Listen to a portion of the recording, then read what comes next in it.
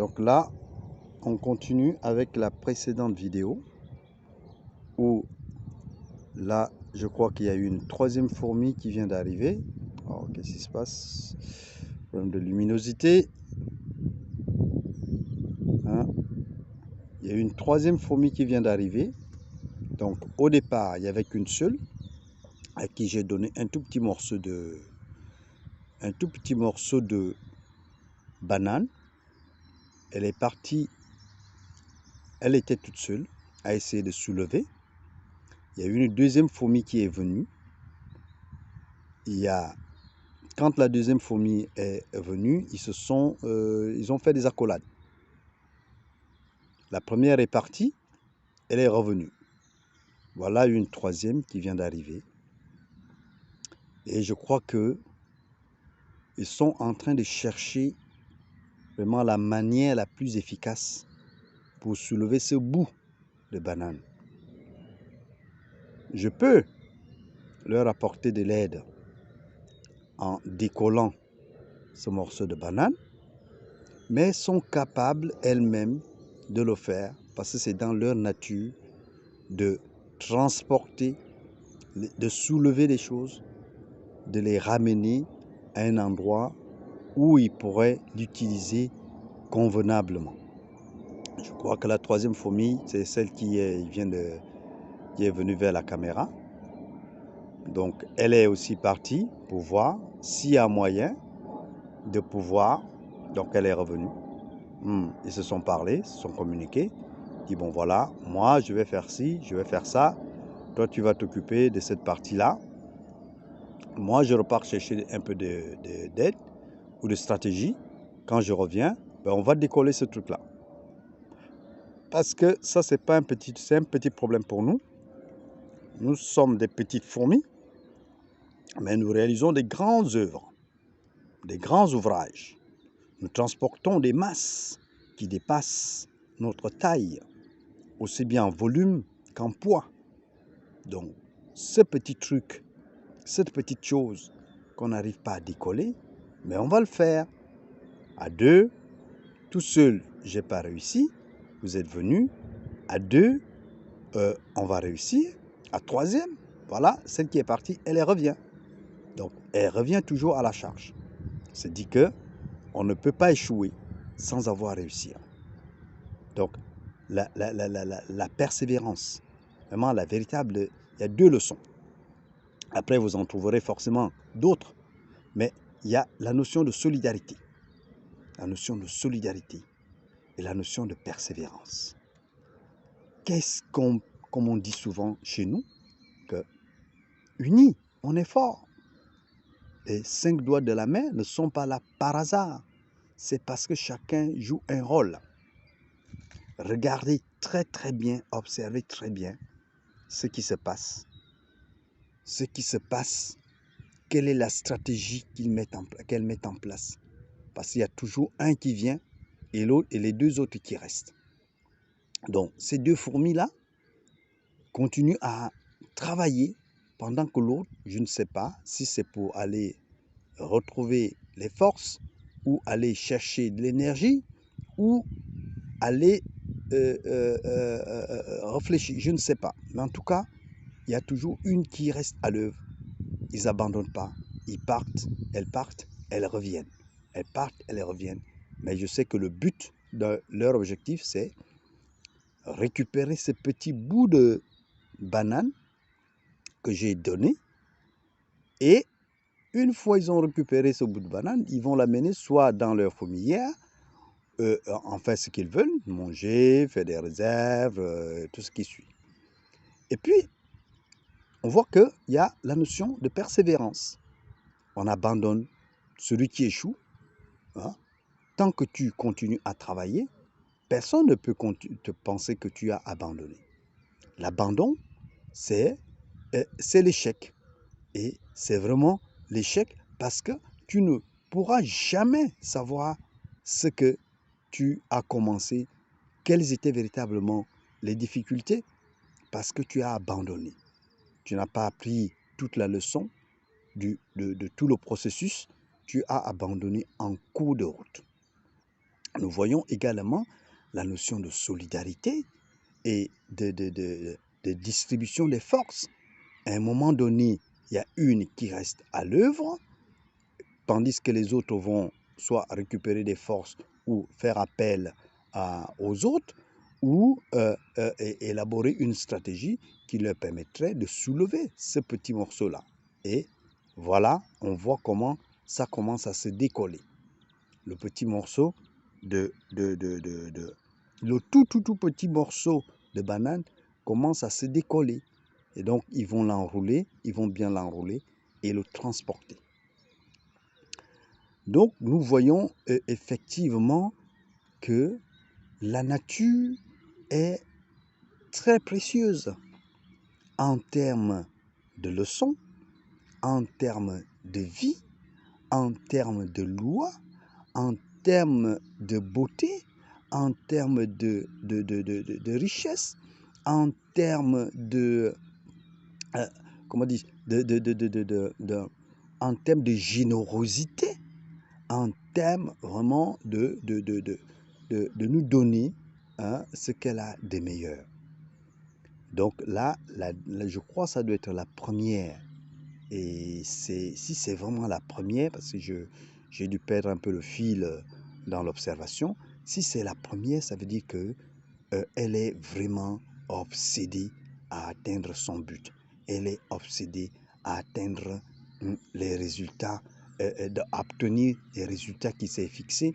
Elle est obsédée à continuer à apprécier ce qu'elle a commencé. Parce que le travail que nous menons, tant qu'il est apprécié, tant qu'il est appréciable, tant qu'il est dans la notion de plaisir, nous ne pourrons jamais l'abandonner. Et le travail, ce n'est pas ce que l'Occident a défini comme quelque chose de dur, de difficile, de laborieux, de punition. Non, parce que pour eux, ils ont dit que travail, c'est trébalium. Ça veut dire objet de torture. Non, le travail, ce n'est pas un objet de torture, c'est un objet de plaisir. Parce que si on fait des choses avec plaisir, on va le faire avec générosité, on va le faire avec bienveillance, on va le faire avec tout le cœur, toute la joie et véritablement avec toute la saveur qu'on va distribuer autour de soi. Voilà un peu le travail que nous sommes en train de voir, à quel point les efforts finissent toujours par payer. Les efforts finissent toujours par payer. Il ne faut jamais abandonner l'œuvre qu'on a commencée sans avoir été jusqu'au bout. Il ne faut jamais abandonner parce que l'abandon est un échec cuisant. Vaut mieux aller jusqu'au bout et échouer que de s'arrêter en cours de route. La persévérance est la mère de la réussite. La persévérance permet au mobile initial de continuer sa route avec le même élan. Donc, vous voyez ce que les fourmis sont en train de montrer, de nous démontrer, effectivement, c'est que unis, on est plus fort. Seul, on dit, comme dit la sagesse kamite, seul, on va vite. Ensemble, on va loin. Et nous avons tendance, nous avons l'obligation d'aller loin. Parce que qui va vite s'essouffle, mais qui va lentement va sûrement. Ce n'est pas question de vitesse, ce n'est pas question de compétition. C'est que chacun doit suivre sa route, doit suivre sa voie et à son rythme. Et c'est ainsi que nous arriverons à atteindre nos objectifs. Oui, c'est une belle leçon. C'est une leçon très, très appréciable, très, très, comment on appelle, éducative. Donc, nous sommes là en pleine œuvre de la nature. On n'a pas besoin d'écrire des lois. On n'a pas besoin d'inventer quoi que ce soit. Il suffit de regarder la nature, son fonctionnement, ces techniques, ces lois pour pouvoir se rendre compte que la vie elle-même, elle est facile, elle-même, elle est aisée, la vie elle-même, elle est un grand art, c'est un grand ouvrage et que chacun de nous est à la fois le principal acteur, l'artiste de cet ouvrage, mais aussi également contributeur pour que cet ouvrage qui est déjà merveilleux reste encore et beaucoup plus resplendissant et surtout splendide.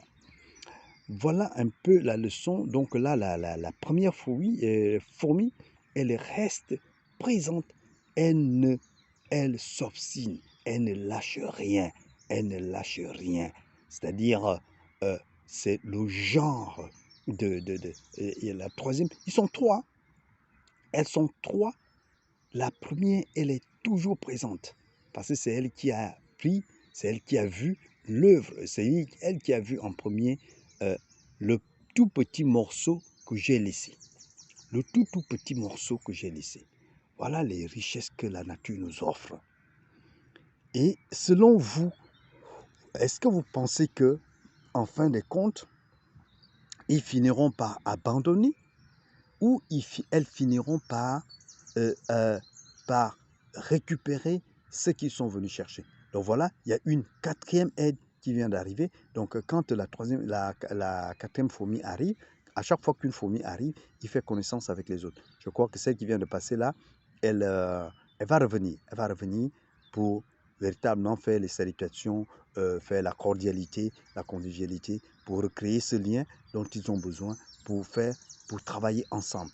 Ils doivent d'abord se connaître, ils doivent d'abord s'apprécier pour pouvoir travailler ensemble.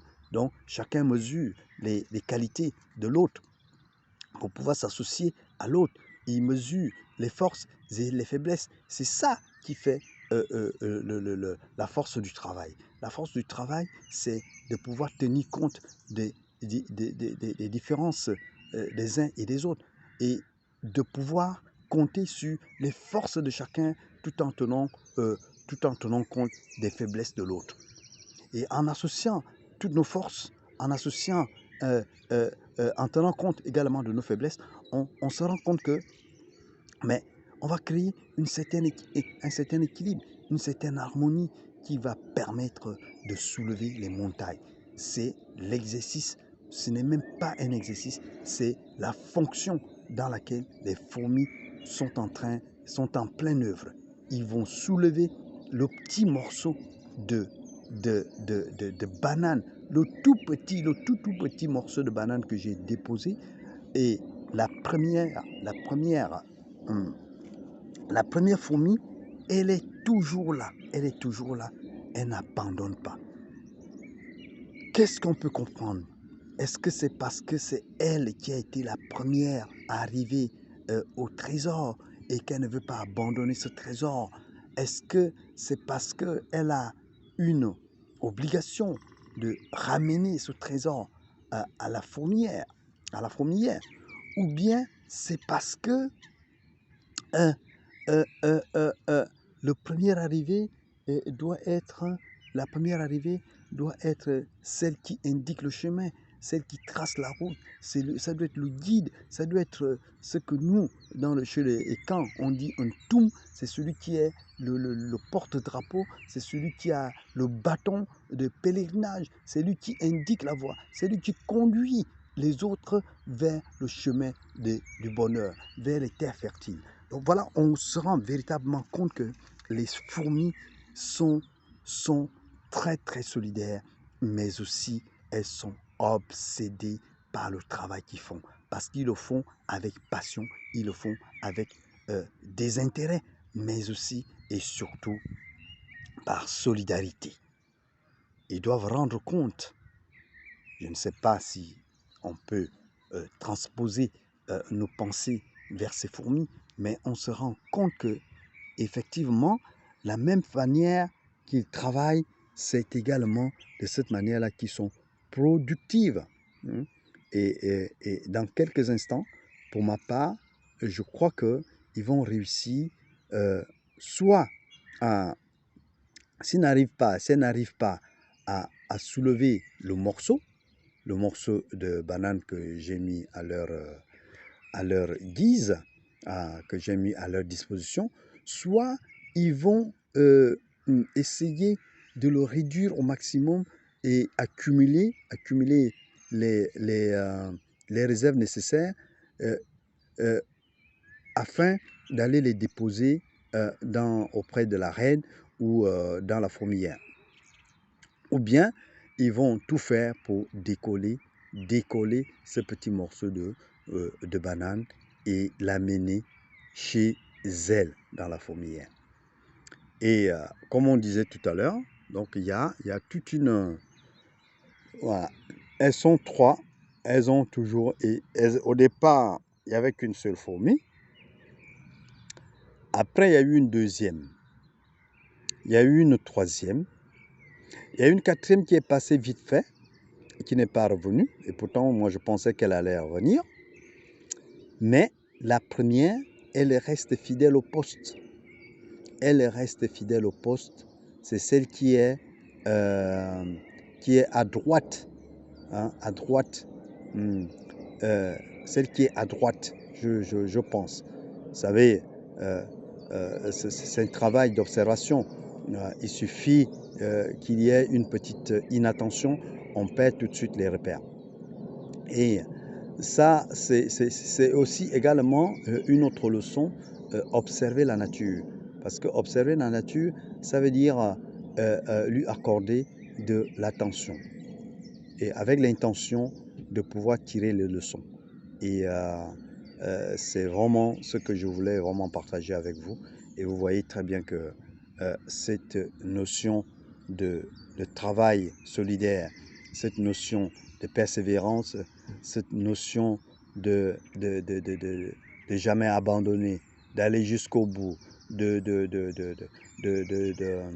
prendre ses responsabilités, d'agir selon sa conscience, d'agir selon sa bonne volonté et surtout d'agir pour la communauté. Vous voyez que là, je crois qu'à un moment donné, les fourmis seront amenées à récupérer le morceau et l'amener auprès de leurs compères. Et ça ne saurait tarder, Et je vous garantis que le morceau a perdu un peu de son volume. Donc, il faut voir maintenant quelle est la stratégie qu'elles ont mis en place. Est-ce que c'est pour récupérer le gros morceau ou bien le couper en plusieurs parties et prendre des réserves et aller les remettre auprès de la communauté. Donc, on peut supposer, on peut préméditer cette action. On peut savoir quel serait un peu le rapport, quelle serait un peu la finalité de cet ouvrage. Donc, effectivement, à côté aussi, il y a d'autres fourmis qui profitent un peu de ce que j'ai partagé. Et parce que, vous savez, la générosité, c'est un élément clé dans laquelle nous devons être en permanence. Parce que la nature, elle est extrêmement généreuse. La nature, elle n'est que généreuse. Elle n'est ni catastrophique, ni méchante, ni, comme on peut le faire croire, contre les humains. La nature, elle est extrêmement généreuse. Et en retour, nous devons également être extrêmement généreux. La nature donne sans compter. La nature donne sans savoir, tout en sachant que ce qu'elle donne est infiniment et illimité. Ce que la nature donne est infiniment illimité, si on peut vraiment dire ça. Et ce ne sont que des humains qui pensent que le fait de distribuer, le fait de donner, le fait de partager va les appauvrir. Non, la nature, plus elle donne, plus elle s'enrichit. Et vous allez, je vous conseille de faire cette expérience. Euh, une journée, faites une journée où vous essayez de partager. Et quand on partage sans calcul, sans arrière-pensée, je vous garantis que vous allez voir combien de fois ça va vous retomber 10 millions de fois. Pourquoi? La distribution, le partage, la générosité, ce n'est pas seulement matériel. C'est ça qui freine beaucoup de gens quand on parle de générosité, de partage. Ils pensent tout de suite et immédiatement au matériel. Un sourire que vous donnez à une personne dans la journée, mais vous imaginez que cette personne-là, elle va garder votre sourire durant toute la journée. Et je crois que le fait d'avoir reçu ce sourire-là, elle va la partager. Elle va le partager et je vous garantis que votre sourire que vous avez donné va se multiplier d'un individu à un autre de façon fractale. Voilà, donc je vous laisse parce que ça fait un bon bout de temps que les fourmis sont à l'œuvre et j'ai fait mon observation, je peux tirer mes conclusions. Comme vous également, vous pourrez tirer vos conclusions. Est-ce qu'ils vont soulever la petite patte de banane que j'ai déposée ou bien ils vont juste se gaver, manger et rentrer chez elles ou bien ils vont également, ils vont juste prendre ce qu'il y a de plus important sous forme de réserve et aller et rentrer chez elle. Ou bien, par solidarité, ils vont quand même finalement récupérer le gros morceau, l'emporter, comme ils savent bien le faire.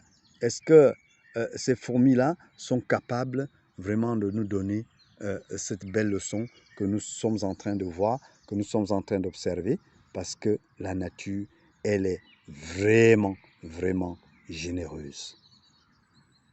Dites-moi ce que vous en pensez. Quelle autre leçon vous pourrez en tirer dans cette superbe et merveilleuse vidéo des éléments de la nature? Je vous rappelle le contexte. Moi, je viens de rentrer du travail. Je ne suis pas très loin d'un parc de la nature. Donc moi, quand je finis le travail, j'essaie de me reconnecter rapidement avec la nature avant de rentrer chez moi. Donc, je me suis assis sur un banc, j'ai mangé une banane, une deuxième, et puis j'ai commencé à voir des fourmis autour de moi.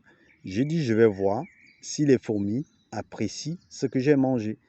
Et effectivement, j'ai donné un tout petit morceau et j'ai vu une fourmi qui commençait à tourner autour de ce petit morceau. Et finalement, a réussi à le trouver. Et une autre est venue, une troisième est venue. Je crois qu'il y a eu une quatrième qui est venue, mais qui n'est pas restée longtemps. Mais la première, elle reste obstinée, elle reste déterminée. Elle ne lâche rien. Elle ne lâche vraiment rien. C'est celle qui est à ma droite, là. Celle que vous voyez là, à ma droite, c'est là. Bon, si je fais un zoom, un trop grand zoom, ça disparaît. Voilà, celle qui est vraiment à ma droite là. Mais je crois que en réalité, ils vont finalement récupérer le morceau, le tout petit morceau. Hein. C'est un tout petit morceau. Ils vont le récupérer et dès que c'est possible, ils vont soulever ça. Comme vous savez très bien, les fourmis ont une force énorme. Ils transportent des choses qui dépassent leur taille en volume. Elles transportent également des choses qui dépassent leur poids. Et effectivement, on se rend compte que les fourmis ont une